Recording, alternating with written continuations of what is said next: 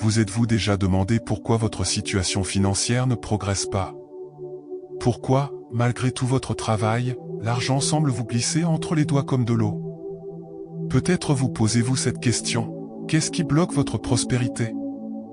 La vérité, c'est que pour beaucoup, le problème ne réside pas seulement dans le manque d'effort ou de planification. Il y a souvent quelque chose de plus profond qui freine votre victoire financière, une malédiction spirituelle. Oui, les difficultés financières ne sont pas toujours des problèmes purement pratiques, elles peuvent être enracinées dans le domaine spirituel. Mais ne vous inquiétez pas. La parole de Dieu offre un chemin clair pour briser ces chaînes et vivre dans une véritable prospérité. Aujourd'hui, nous allons explorer ensemble comment identifier ces malédictions, comprendre leurs causes, et surtout, apprendre à s'en libérer en appliquant les principes éternels de la Bible. Cela pourrait être le moment décisif pour transformer votre vie financière et marcher dans le plan de Dieu pour vous. Qu'est-ce qu'une malédiction financière? Avant de chercher une solution, nous devons comprendre ce que signifie être sous une malédiction financière. Ce concept n'est pas là pour susciter la peur, mais pour ouvrir les yeux spirituels et reconnaître les schémas à briser. Malédiction, une réalité biblique. La Bible enseigne clairement que les bénédictions et les malédictions sont réelles. Dans Deutéronome 28, Dieu présente deux voies possibles. Bénédiction pour l'obéissance. Si tu obéis fidèlement à la voix de l'Éternel, ton Dieu, toutes ces bénédictions viendront sur toi et t'accompagneront. Deutéronome 28, 1-2. Malédiction pour la désobéissance. Mais si tu n'obéis pas à la voix de l'Éternel, ton Dieu, toutes ces malédictions viendront sur toi et t'atteindront. Deutéronome 28, 15. Ces malédictions incluaient la pauvreté, des récoltes infructueuses, des dettes et des pertes constantes.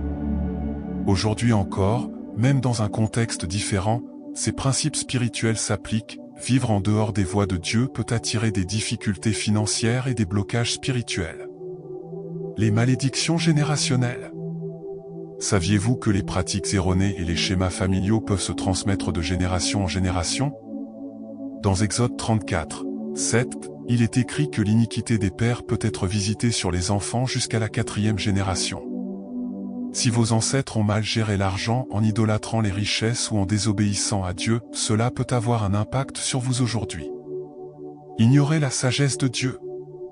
La Bible est notre guide, mais nous ignorons souvent ses principes pour gérer nos finances, ce qui peut nous conduire à l'échec. Osée 4:6 nous avertit: mon peuple périt faute de connaissance. Ne pas connaître ou appliquer les enseignements de Dieu peut vous enfermer dans un cycle d'échec. Comment identifier une malédiction financière? Comment savoir si vous êtes confronté à une malédiction financière? La Bible nous aide à identifier des signes qui vont au-delà des problèmes naturels. Voici quelques indices. Un cycle de dette sans fin. Vous remboursez une dette, mais une autre apparaît. Vous avez l'impression d'être pris dans une spirale sans fin. Proverbe 22:7 avertit: le riche domine sur les pauvres, et celui qui emprunte est l'esclave de celui qui prête. Un travail sans résultat. Vous semez beaucoup mais récoltez peu. Cela correspond exactement à ce que décrit Agée 1:6, vous semez beaucoup, mais vous récoltez peu. Vous mangez, mais vous n'êtes pas rassasié. Des pertes constantes et des désastres inattendus. Si vous perdez constamment des opportunités, êtes confronté à des vols ou des crises soudaines, cela peut être un signe de blocage spirituel. Des blocages dans les relations et les affaires. Si les gens ou les opportunités semblent toujours se fermer à vous, malgré vos efforts et vos bonnes intentions, cela peut être le reflet d'un problème spirituel sous-jacent. Reconnaître ces signes est le premier pas vers la transformation. Comment briser la malédiction financière selon la Bible? Maintenant que vous reconnaissez les signes, il est temps d'agir. La Bible offre un plan clair pour briser les malédictions financières et ouvrir le chemin de la prospérité. Repentance sincère et confession. Tout commence par le repentir. Reconnaissez vos erreurs devant Dieu. Peut-être avez-vous négligé des principes comme les dîmes, offerts avec des intérêts ou priorisé l'argent au détriment de Dieu. 1 Jean 1:9 nous rassure: si nous confessons nos péchés, il est fidèle et juste pour nous les pardonner. Étape pratique. Priez pour demander à Dieu de révéler où vous avez échoué. Confessez vos fautes et demandez pardon, en déclarant votre intention d'aligner vos finances à sa volonté. Rompre les pactes spirituels et les malédictions générationnelles. Souvent, les malédictions sont perpétuées par des pactes ou des habitudes familiales. Déclarez, dans la prière, que vous rompez ces cycles au nom de Jésus. Car l'Éternel brise l'arc des puissants, et il donne la force à ceux qui chancellent, 1 Samuel 2h4. Prenez autorité spirituelle pour annuler ces influences. Obéir aux principes bibliques de prospérité. La prospérité découle de l'obéissance aux principes de Dieu. Soyez fidèles dans les dîmes et offrandes, Malachie 3h10 enseigne, mettez-moi à l'épreuve, et vous verrez si je n'ouvre pas pour vous les écluses des cieux. Pratiquez la générosité apporte un retour. Celui qui donne avec générosité sera enrichi, Proverbe 11h25. Soyez un bon administrateur, planifiez vos finances et évitez les décisions impulsives. Proverbe 21h5 dit, les projets bien conçus mènent à l'abondance.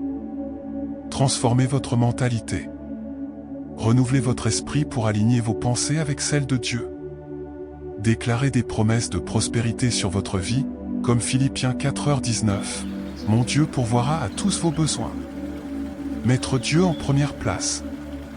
Jésus a été clair, cherchez d'abord le royaume de Dieu et sa justice, et tout le reste vous sera donné par-dessus. Matthieu 6h33. Témoignage de victoire dans la Bible. La Bible nous donne des exemples puissants de personnes qui ont surmonté des cycles de pauvreté. Joseph en Égypte, esclave, Joseph a gardé sa foi et a été élevé à un rang élevé grâce à son obéissance, Genèse 41. La veuve de Sarepta, en obéissant au prophète Élie, Dieu a multiplié ses ressources pendant la sécheresse, 1 Roi 17, 7-16. Job, après avoir tout perdu, Job a été restauré en double pour sa fidélité, Job 42, 10. Aujourd'hui est le jour de briser les chaînes. Vous n'êtes pas destiné à vivre dans la pauvreté ou les difficultés financières. Dieu a des plans de prospérité et d'abondance pour vous. Prenez aujourd'hui comme point de départ, reconnaissez vos erreurs, appliquez les principes de Dieu et faites-lui confiance pour pourvoir à vos besoins. Déclarez avec foi. J'ai été libéré par la vérité de la parole de Dieu. Je brise toute malédiction financière au nom de Jésus et marche dans la prospérité que le Seigneur a préparée pour moi. Croyez, agissez et voyez les portes s'ouvrir. Dieu est fidèle et prêt à agir dans votre vie.